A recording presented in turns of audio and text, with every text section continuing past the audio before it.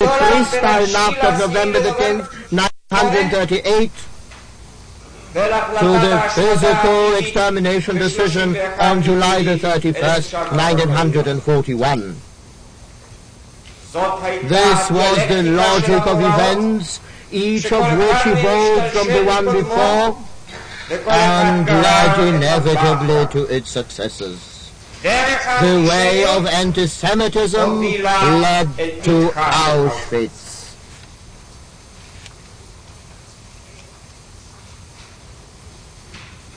Hitler knew that for the success of his lying doctrines, he would have to use the age-old weapon of hate.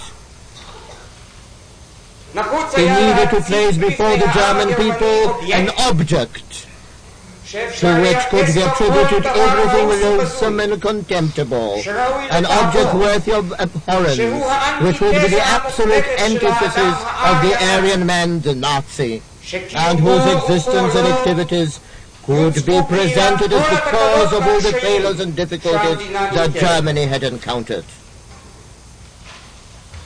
The object was the Jew. Hitler had other hates.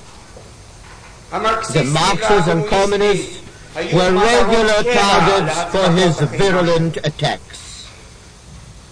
But there was this difference. The latter could redeem themselves in his eyes by turning their backs on their former faith and by finding their way into the bosom of National Socialism.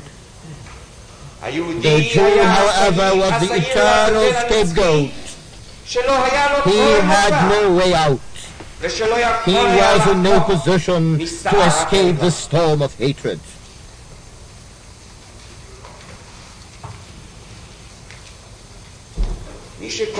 Anyone who reads the speeches, writings, and reported conversations of Hitler is shocked at his ignorance, at his ability to describe fantasies as if they really existed, and above all, at his power to persuade others of the truth of the most enormous lies. Otto Strasser, one of his supporters who became his opponent, this Otto Strasser wrote of him: I have been asked many times what is the secret of Hitler's extraordinary power as speaker. I can only attribute it to his uncanny intuitions, which infallibly diagnoses the ills from which his audience is suffering. If he tries to bolster up his argument with theories or quotations from books he has only imperfectly understood, he scarcely rises above a very poor mediocrity. But let him throw away his crutches and step out boldly, speaking as the Spirit moves him, and is promptly transformed into one of the greatest speakers of the century. Adolf Hitler enters a hall, he snuffs the air, for a minute he grows, feels his way, senses the atmosphere. Suddenly he bursts forth. His words go like an arrow to the target. He touches each private wound on the raw, liberating the mass unconscious, expressing its innermost aspirations, telling it what it most wants to hear. And Hitler did in fact liberate the hatred of the Jew, which was latent in the hearts of large sections of the German people, intensified and stimulated into greater activity. The germ of anti-Semitism was already there. He fed it with appropriate conditions and transformed it into the source of an epidemic. For the purposes of Nazi Germany's internal policy, the Jew was a convenient object of hatred. He was weak and defenseless. The world outside remained silent when he was persecuted and contented itself with verbal reactions that did little harm. The Jew was pilloried as a supporter of communism and therefore an enemy of the German people. In the same breath, He was accused of being a capitalist and therefore an enemy of the workers. National Socialism had found an object of hostility appropriate to both halves of its name, and it set him up as a target for both national enmity and class hatred.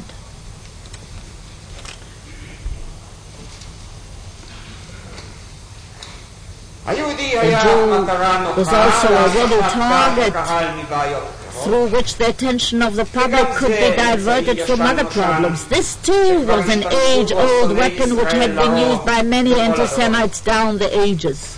On this point we shall find the accused saying, and I quote, "The Jewish question was a welcome tactic to divert attention from other reverses." Whenever any difficulties of another sort arose, they took flight, at least at this time, to the Jewish question, and immediately the diversion was created. This was done not only by Hitler himself, not only by the Gauleiter, this was the practice of everyone among the so-called high leadership. This is Adolf Eichmann's words.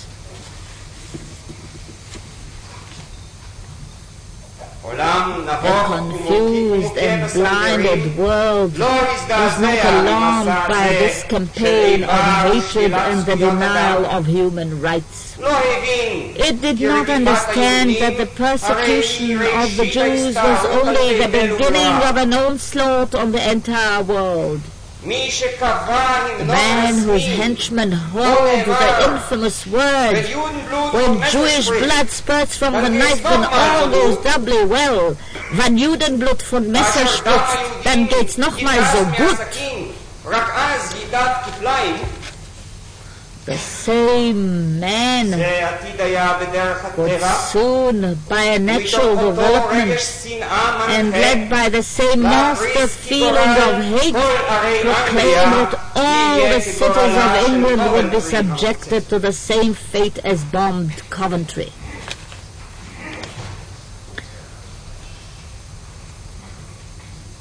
In order to complete the picture, we should point out that there were in Germany tens of thousands of scientists and ecclesiastics, statesmen and authors and ordinary people who dared to help the Jews, to raise their heads in opposition to the iniquitous regime, and even to rebel against it.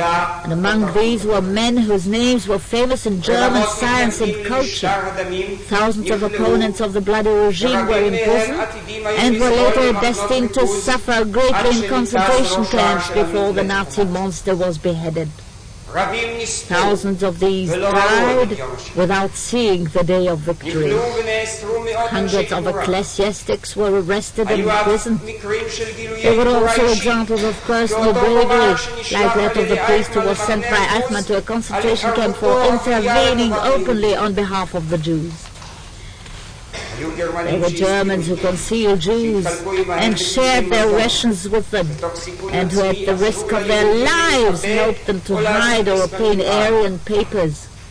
And there were others who maintained an anti-Hitler underground. During the war, there were Germans who protested to Hitler at the disgrace the Gestapo was bringing on the German people by acting like beasts of prey, as they described the extermination of the Jews. There were also soldiers who tried to frustrate the killings by direct intervention. But after all is said and done, these were a small minority. The decisive majority of the German people made peace with the new regime and were phlegmatic witnesses of the most terrible crime ever perpetrated in human history. And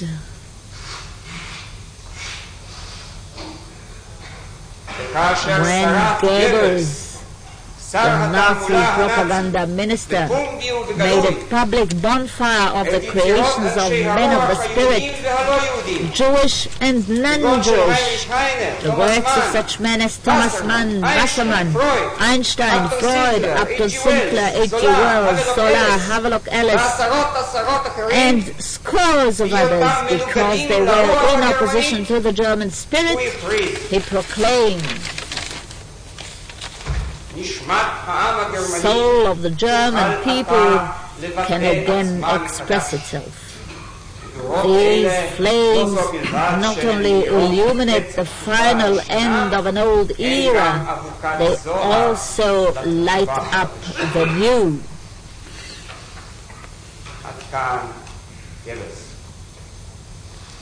These are Goebbels' words.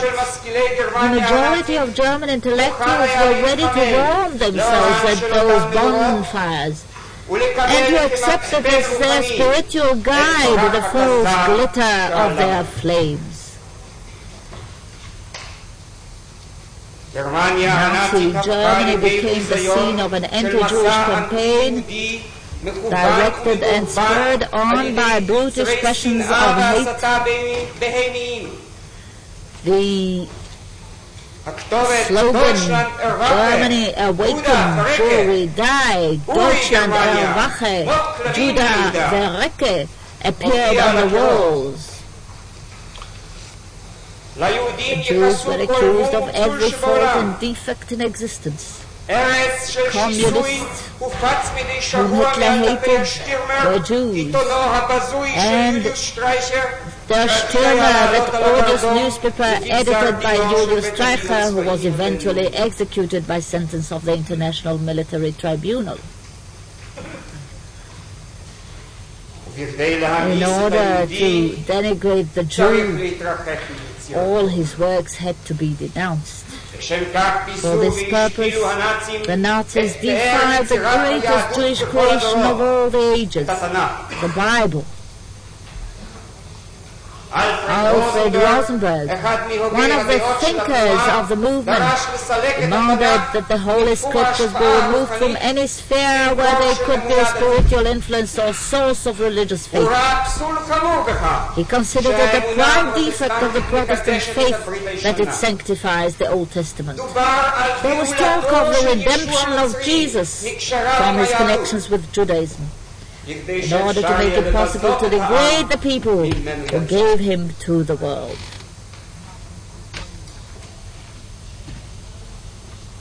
The protocols of the elders of Zion, that forgery which describes the Jewish conspiracy to rule the world, and which had long been exposed as a base fabrication, was revived as a valuable means of propaganda and was widely distributed and taught. Even the loathsome blood libel, long banned by popes and kings, was revived.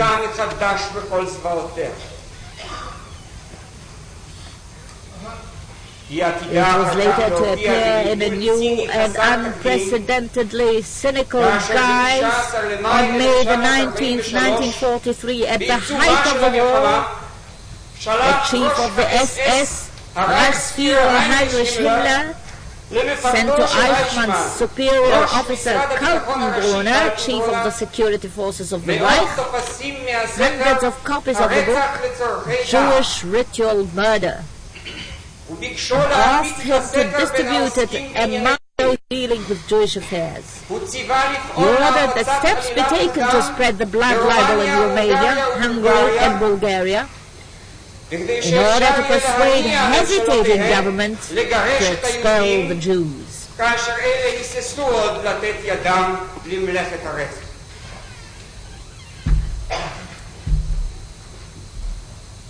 Himmler proposed to Kaltenbrunner the setting up of a special radio station for the spread of anti-Semitism, beamed towards England and the United States, over which material from the Stürmer would be broadcast. In addition, he wrote, personnel should immediately be allocated to follow up notices published by the police and courts in England so that we may be able, through our transmitter, to broadcast notices to the effect that in such and such a place a child is missing who was murdered, of course, by the Jews for ritual purposes. In my opinion, he added, we can, in general, make immeasurable progress in setting in motion powerful anti-Semitic propaganda in the English language, and perhaps also in Russian, by using the accusation of ritual murder.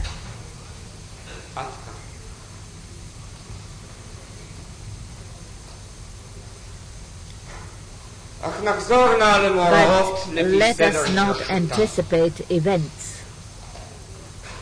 On January the 30th, 1933, Hindenburg gave the rule of Germany over into Hitler's hands. Did the old man know what he was doing to his people and the world?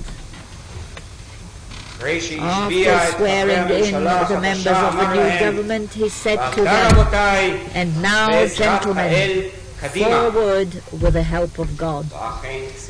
Germany did indeed stride forward towards war, horror, and shame.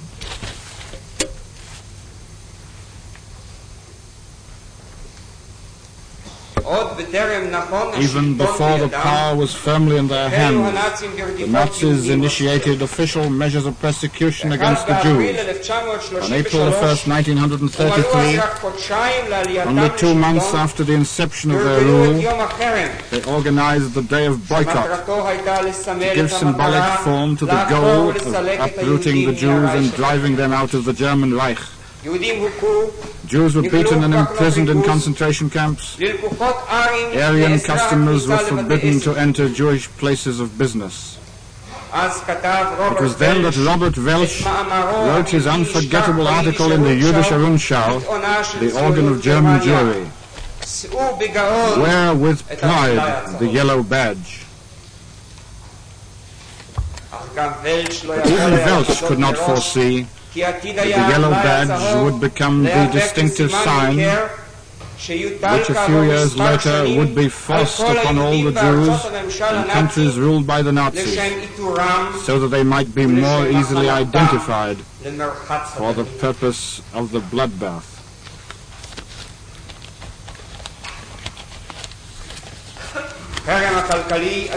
The economic boycott of the Jews was kept up until their final extermination.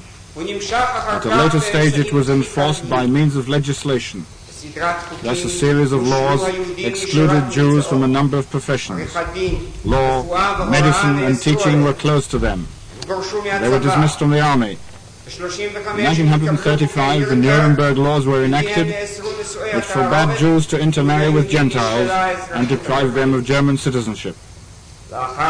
Later they were driven out of industry and expelled from the entire German economy.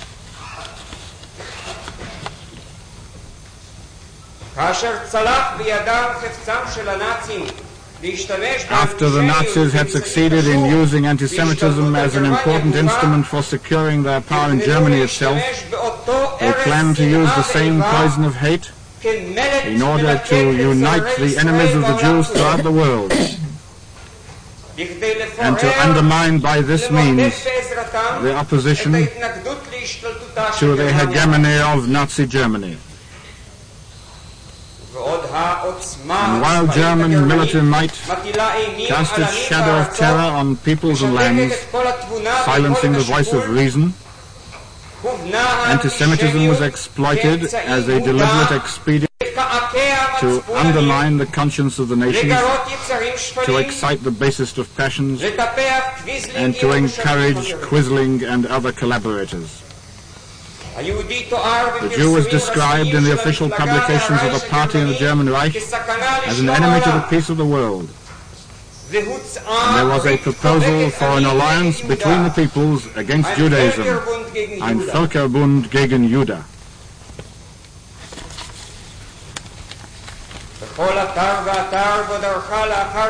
Wherever the Nazi conqueror set foot, there awaited him a prepared group of adventurers, traitors to their country, underworld characters, sometimes plain assassins, who cast lustful eyes on Jewish property and lent their unclean hands to the destructive work.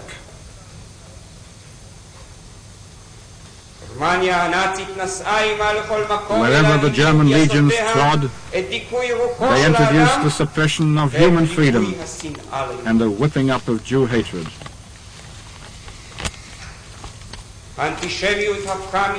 Anti-Semitism became an excellent article of export, to be sown everywhere, and cultivated by German ambassadors and representatives abroad. We shall see during this trial how the Nazis used the deliberate fanning of anti-Jewish hostility and agitation in order to form fascist parties in various countries, to facilitate their work of undermining the independence of peoples and states, and to prepare a fifth column which was at their disposal in all the countries they conquered. This fifth column was always anti-Semitic, and it was organized and developed by exploiting hatred of the Jew. Acceptance of Nazi doctrine and a deliberate, carefully fostered anti-Semitism came to be one and the same thing throughout the entire range of movements developed by the Reich. The National Samling-Quislingsparty in Norway, Mussert's NSB in Holland, the Croix de Fer in France, the De Grelle movement in Belgium, Linker's party in Slovakia, the Austische of Pavelic in Croatia, the Iron Guard in Romania, Salasi's Arrow Cross in Hungary, Ukrainska Povstanskaya Armia in the Ukraine, the Perkom Krus in Latvia, the DNAS in Byelorussia and others. All were fascist, all totalitarian, all anti-Semitic.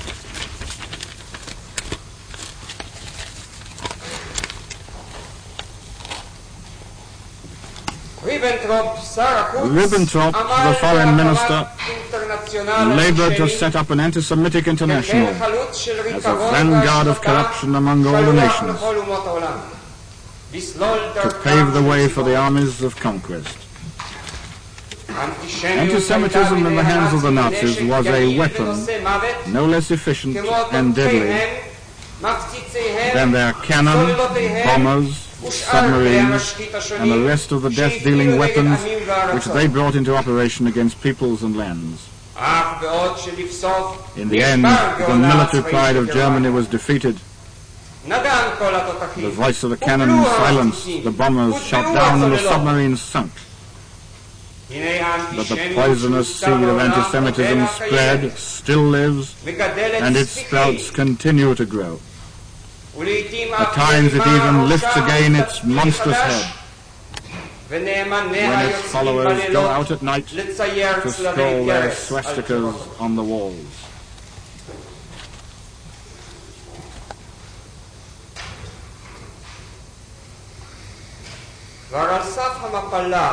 Even on the verge of defeat in World War II, when the balance of the scales was moving toward the side of the Allies, when the Red Army had forced the retreat of the Germans from most of their conquests in the East, when the forces of the West had brought about the surrender of Italy, when the greatest expeditionary force in history was preparing in the British Isles for a mighty invasion in the fateful summer of 1944, when the cities of Germany itself had been in part reduced to ruins.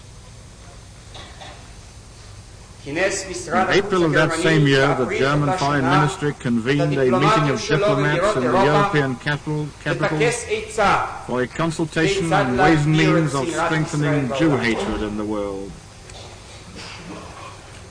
At this meeting, Ambassador Schleyer gave an account of the progress of anti-Semitism in England and the United States, suggested lines of action for the future, emphasized that the spread of anti-Semitism was one of Nazi Germany's military aims, and declared that the extermination of the Jews in the East had already deprived Jewry of her biological reserves, though Judaism still existed in the Soviet Union, England, and the United States. In his conclusion, he said, not only in Germany, but also throughout the world, the problem of the Jews must find its solution.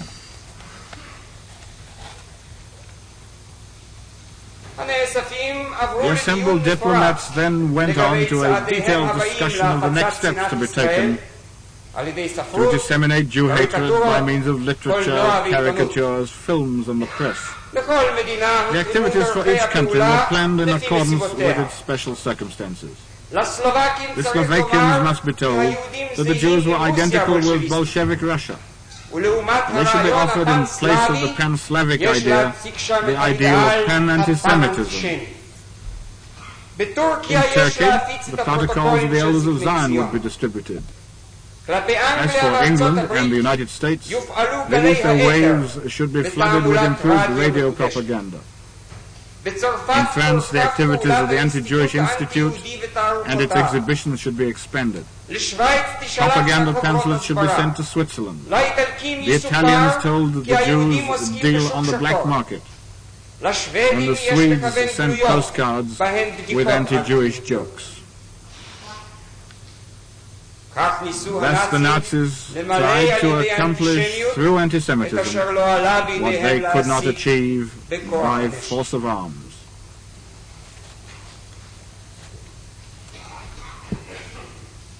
The wicked, even at the gate of hell, do not repent, says a Hebrew prophet. In April 1945, at the moment of his death agonies, when the Soviet cannon were thundering in the streets of Berlin, and Hitler sat imprisoned in the cellar of the Reichskanzlei, his entire world in ruins, and his country stricken, over the corpses of 6 million Jews.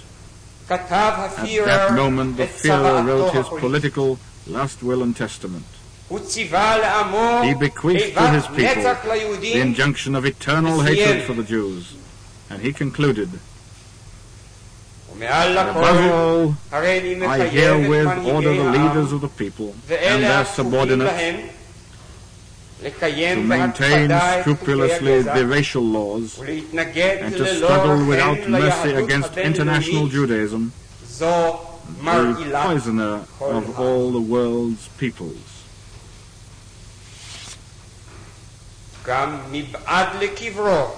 Even from beyond the grave, Hitler was still trying to sow the seeds of hatred and destruction for the Jewish people.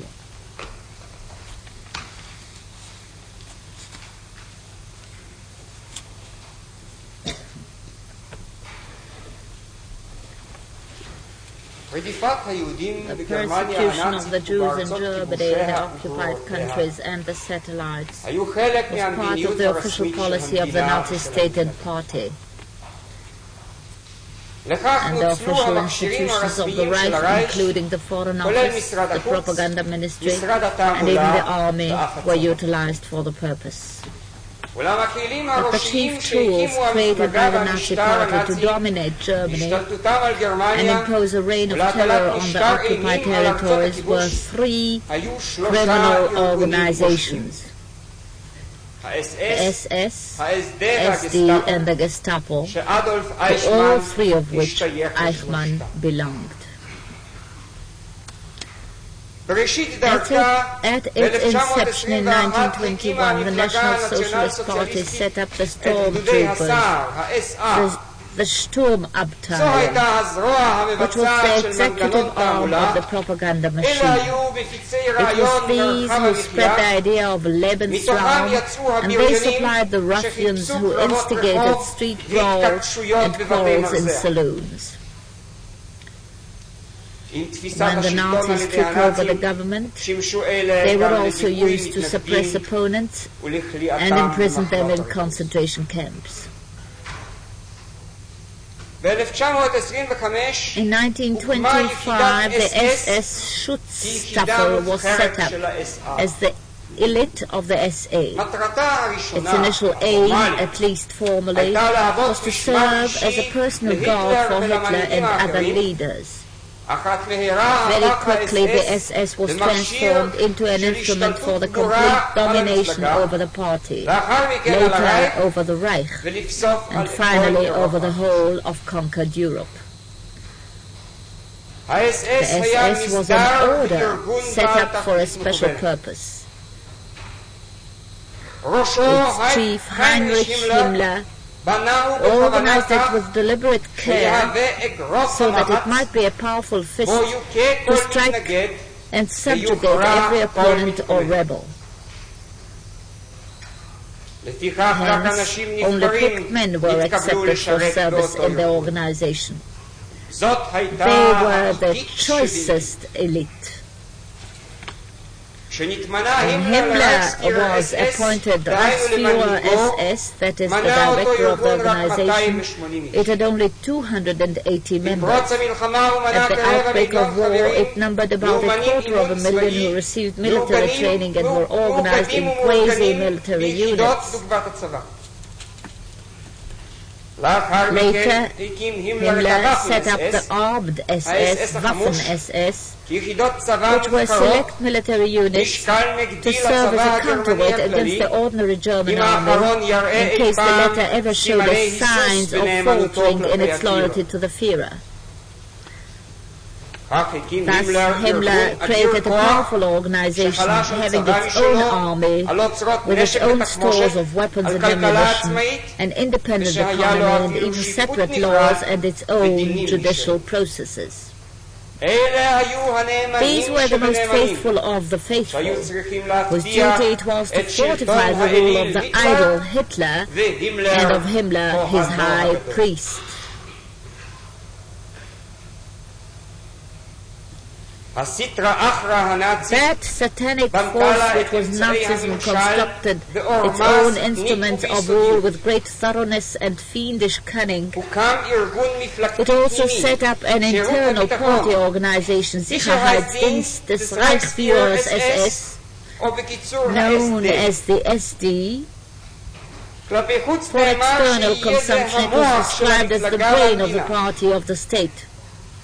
Very soon it became an internal espionage and detective organization which did not balk at any means for achieving its purposes. Heydrich, who organized and commanded the service, always contended, one must know as much as possible about people. For that purpose, a party intelligence network was set up which included confidential agents, V-Leute, ordinary agents, A-Leute, informers, Z-Leute, casual employees, H-Leute, and doubtful informants, U-Leute. They were happy to receive any information whatsoever about economic development, social life, politics, and especially about the private lives of party members.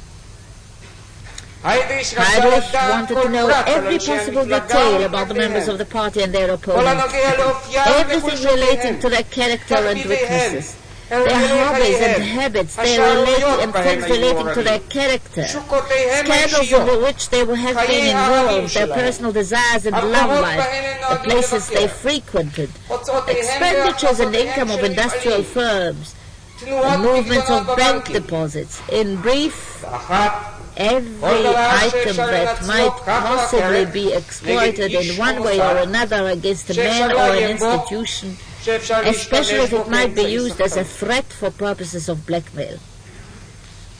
All this was patiently and thoroughly recorded in an enormous personal filing system that used about 100,000 regularly employed agents, detectives and informers.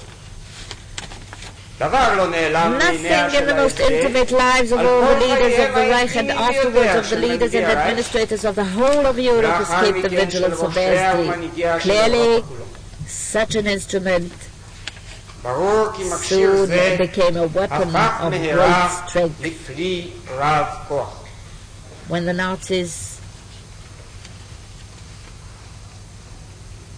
came to power, a clash between the SS and the SA was was inevitable.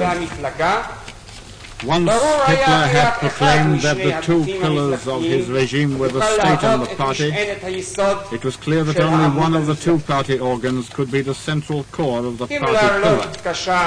Himmler had no difficulty in defeating the SA, and the notorious 1934 purge took place, in which its leaders were assassinated. Himmler's mastery over the party was now absolute.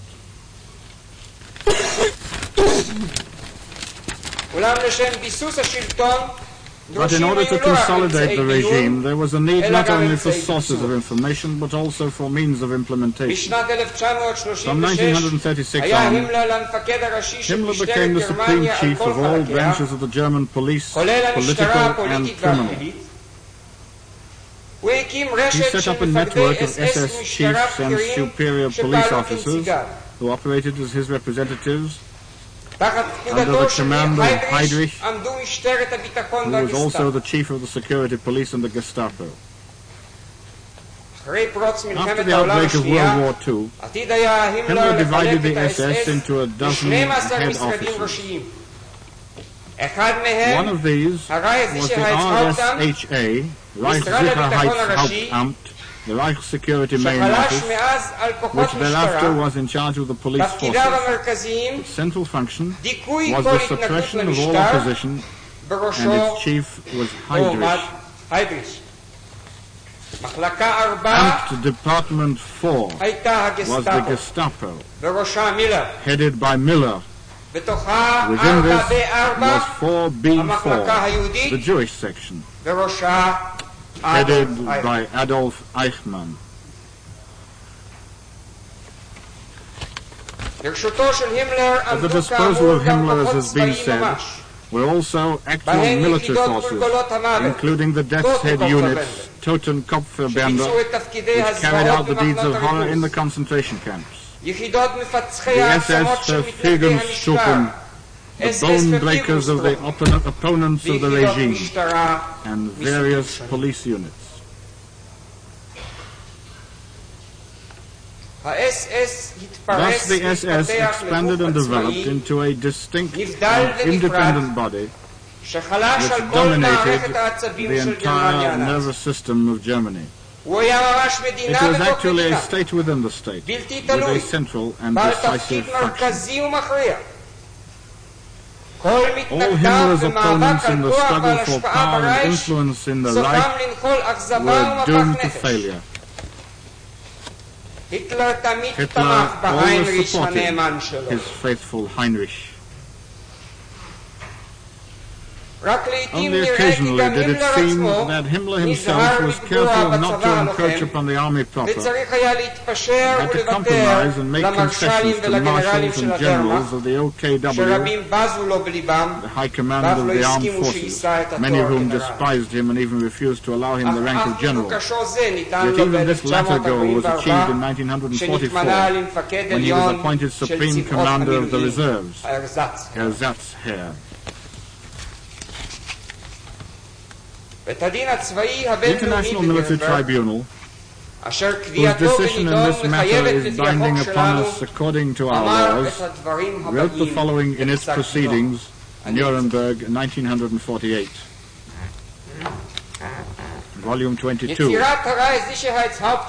The creation of the RSHA represented the formalization at the top level of the relationship under which the SD served as the intelligence agency for the security police. Similar coordination existed in the local offices. Within Germany and the areas that were incorporated in the Reich for the purpose of civil administration, the local offices of the Gestapo, criminal police and SD were formally separate. They were subject to coordination by inspectors of the security police and SD on the staffs of the local higher SS and police leaders, however, and one of the principal functions of the local SD unit was to serve as the intelligence agency for the local Gestapo units. In the occupied territories, the formal relationship between local units of the Gestapo, criminal police and SD was slightly closer. They were organized into local units of the security police and SD, and were under the control of both the RSHA and of the higher SS and police leader, who was appointed by Himmler to serve on the staff of the occupying authority. Originally, one of the primary functions of the Gestapo was the prevention of any political opposition to the Nazi regime, a function which it performed with the assistance of the SD. The Gestapo and the SD also dealt with charges of treason and with questions relating to the press, the churches and the Jews.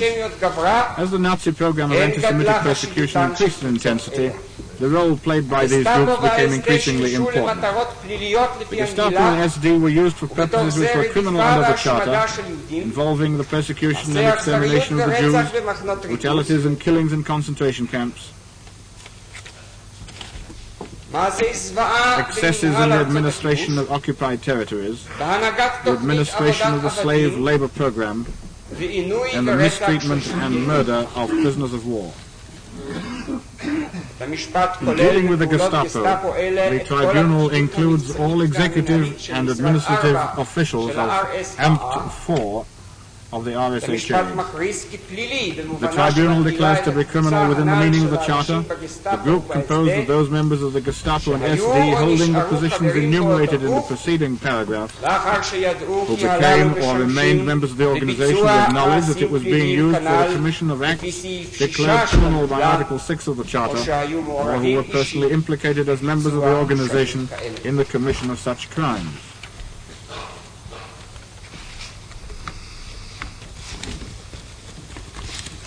And this is what the International Military Tribunal said about the SS.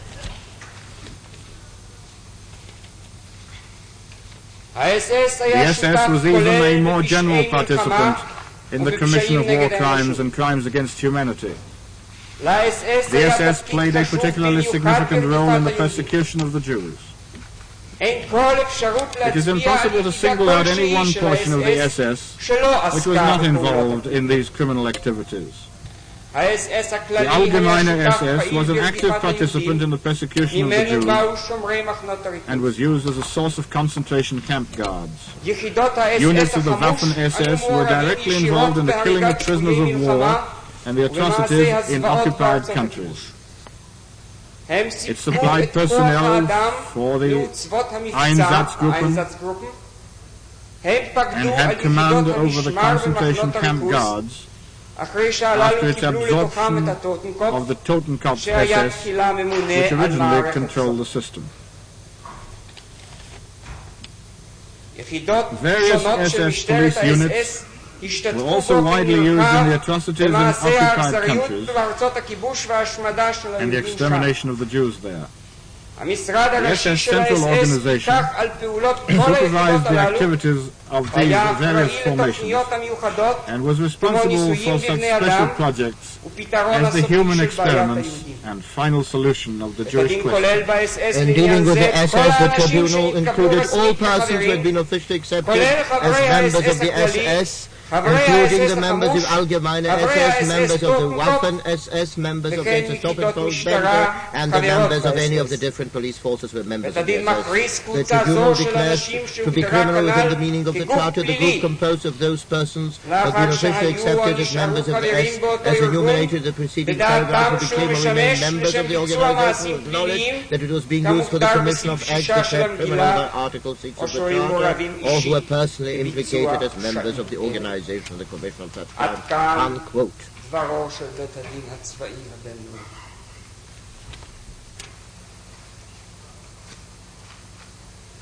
The SS set up all the concentration camps, work camps, and extermination centers. This organization, which was branded at the Nuremberg trials, was in fact an enormous conspiracy for the execution of crimes and horrors without precedent.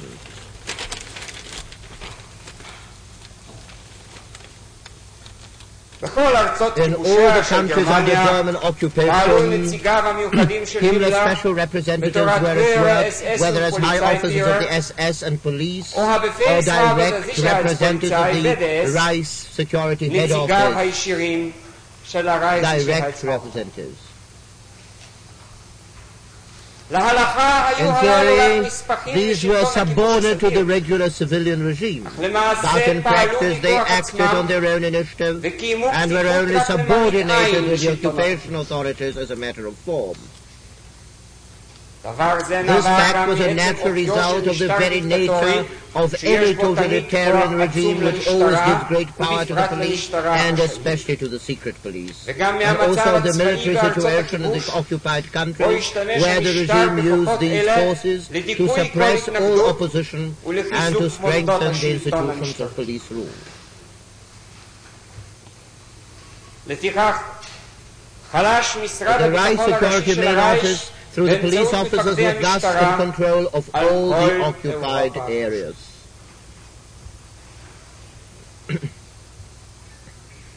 After the outbreak of the war with the Soviet Union, the SS was given additional special powers.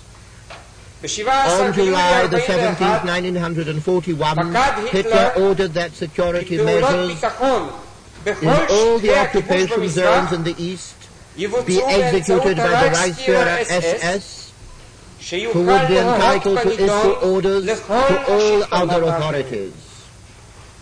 We shall see later how Himmler used his enormous powers. In Jewish matters, Adolf Eichmann was the executive arm of the SS and of its cherished offspring, the RSHA.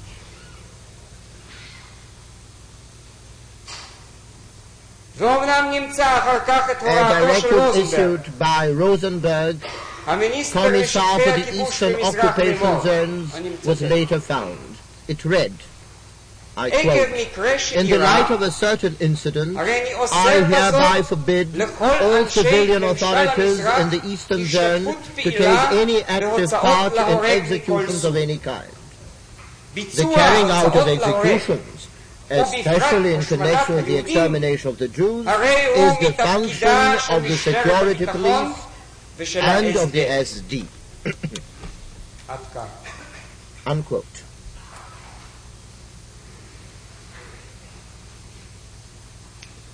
The first and principal means of repression used by the SS was the concentration camps, in which were developed and perfected systems of terror and employing all the resources available to modern technology of the century. The Nazi, that romantic mystic, the family man, who on the surface seemed to be a loving husband to his wife and a merciful father to his children, the lover of nature and of living things, was revealed in the concentration camps as a monster of insane brutality who did not hesitate to trample on human beings without blinking an eyelash as if they were insects. One of the shocking chapters in the history of Rudolf Hess, the commander of Auschwitz, is the part where he described his own tranquil family life at home, the education he gave his son, his affectionate regard to his wife.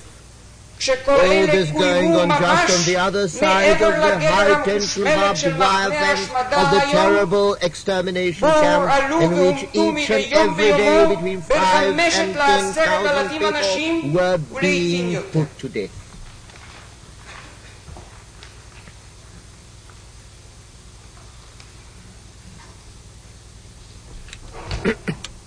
The mere imprisonment of a man without a trial in which he can try to prove his innocence and without any indication of when he may be released, that is terrible enough.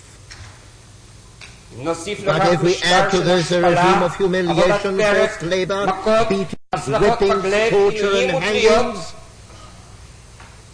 we may understand the terrible repressive power exercised by the Nazi concentration camp.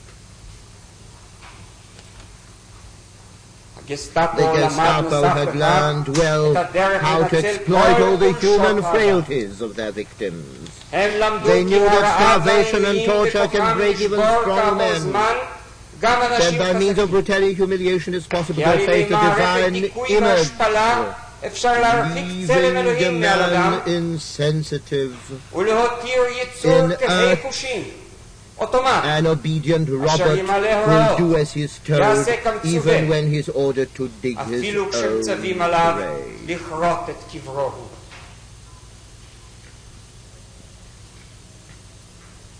The Aryan opponent of the regime could repent and accept the yoke of national socialism. He could hope to be set free, to be allowed to live, to regain his position in society. And many did so, overwhelmed by the hypnotic force of Hitler and his ever-growing power. The success has its own power of persuasion. Only the Jew had no road to deliverance, for every measure carefully taken to bring down his opposition and bring him to a point where he no longer believed in his very right to exist. On him too the hypnotic supremacy of the victorious master race had its effect. In addition, every means of humiliation was deliberately employed to destroy his faith in himself.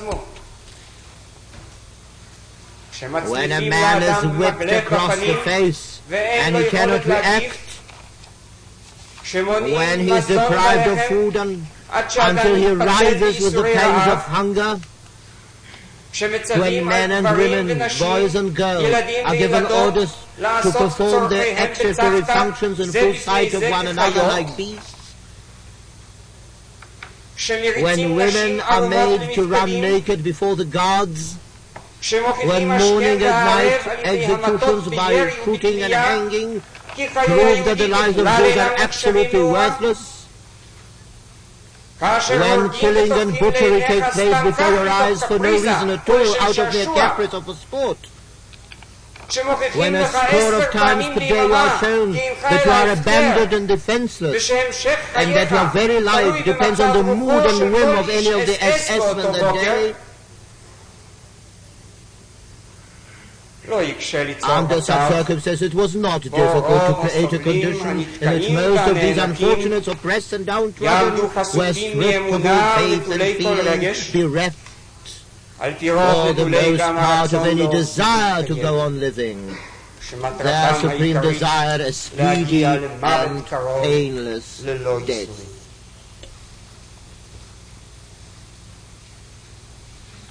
The prisoner in the concentration camp was finally brought almost to the point where he could hardly distinguish any longer between good and evil.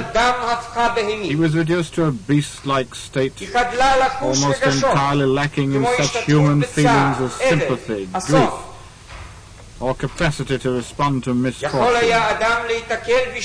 During his labors in the slave camp, while working in the concentration camp sewing shop, on a pile of plundered clothing he had been ordered to clean and repair, a prisoner might come across the clothes of his dead wife or children. He would be shocked for a moment, but he would quickly quench the glow in his eyes and carry on.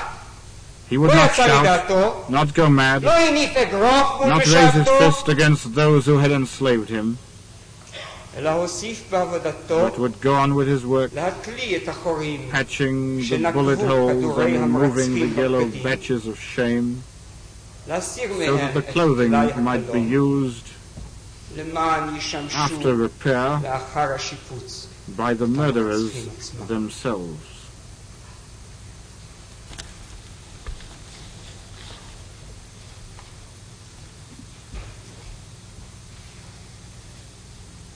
The men of the Gestapo knew deal about the conquered people and tried to fan the flames of hatred for the Jew wherever they went. But they also understood very well where and in what circles their work would reap its best reward. The incitement to anti-Jewish pogroms was carried out generally in the occupied zones of Eastern Europe and the Baltic countries, where they could rely on the crude anti-Semitism that prevailed in various circles to give them a scientific basis and official support for acts of murder and pillage. Here the hardened hooligans could rest assured that the authorities were on their side. We shall submit to the court the reports of the Einsatzgruppen, special mission groups, which tell of their success in inciting some of the local population to pogroms, and add that since the riots had not yet liquidated the Jews, it would be necessary to go over to methods of direct extermination.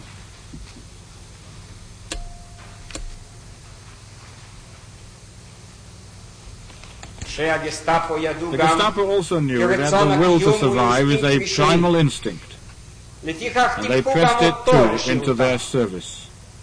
Having broken the spirits of all their victims, they would select a few for special duties, or grant them what seemed like authority.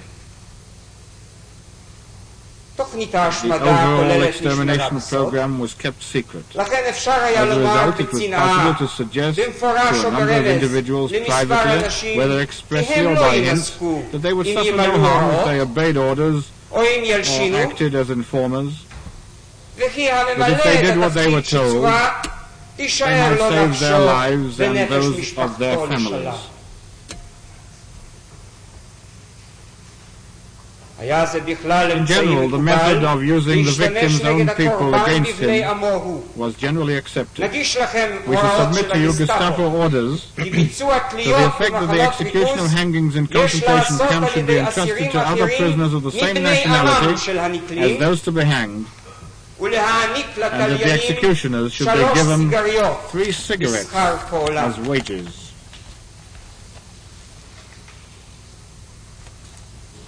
The Nazis knew how to exploit for their purposes every human weakness and biological need. They even had brothels open inside the concentration camps, to which those who kept in line were to be offered admittance. They were skilled in lies and falsehood. They knew how to use every expedient to deceive their victims.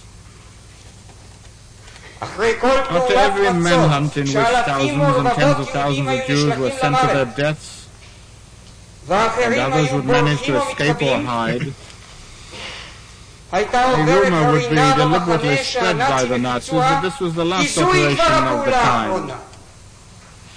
But those still surviving would no longer be touched, so there would be no more transports. Many individuals of the type that would cling to any hope, those who could not or would not believe that the fate of all the Jews had indeed been sealed, or who were exhausted with hunger, misery and suffering, would venture out of their hiding places, return from the forests, only to be captured by their persecutors in a new manhunt. The tiger played with his victims at his own sweet will.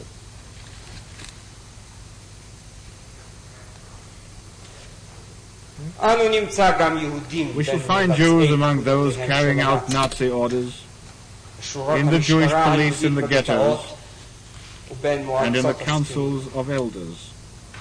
Even at the door of the gas chamber, there were Jews whose task was to calm the victims and persuade them that they were merely going to the showers.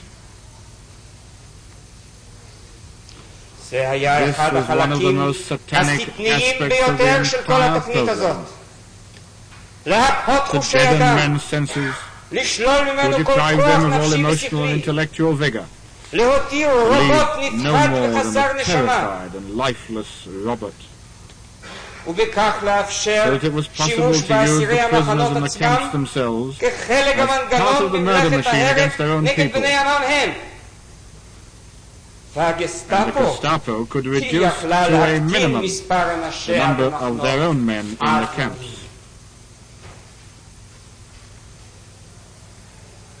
Of course, at the end, even these robots did not escape the cruel fate of their people and were put to death with their brethren.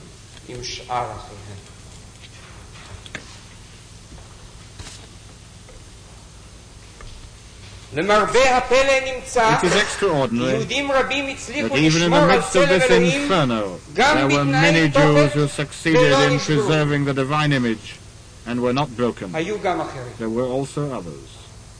In this trial, we shall not deal with the Jews who carried out orders, either the capos or the members of the councils of elders. This is not the trial of the victim, but the trial of the destroyer.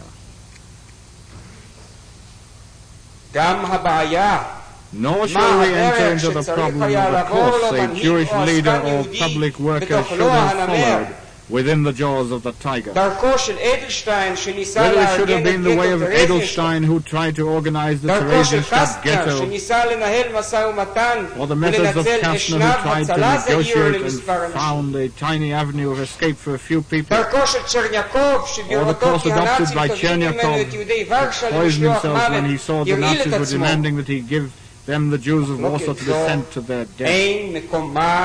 This controversy has no place in the present trial. I do not think that today we can establish a book of rules for the proper behavior of a victim in his relations with the beast of prey. We can say how this or that leader in Warsaw, Budapest, Prague, or Vienna should have behaved, whether he should have tried to save what he could, or to incite a rebellion, or to cling to every store of hope for deliverance, even when those hopes had no foundation. We are all, of course, proud of the Warsaw Ghetto revolt, of the various examples of resistance and rebellion, of the partisans and fighters who struck out at the evil regime. In any case, this trial is not the tribunal at which this problem can be clarified, and we shall leave it to the historian of the Holocaust. In this trial, we are judging Adolf Eichmann. Is this a suitable point to adjourn for a while, Mr. Hausner?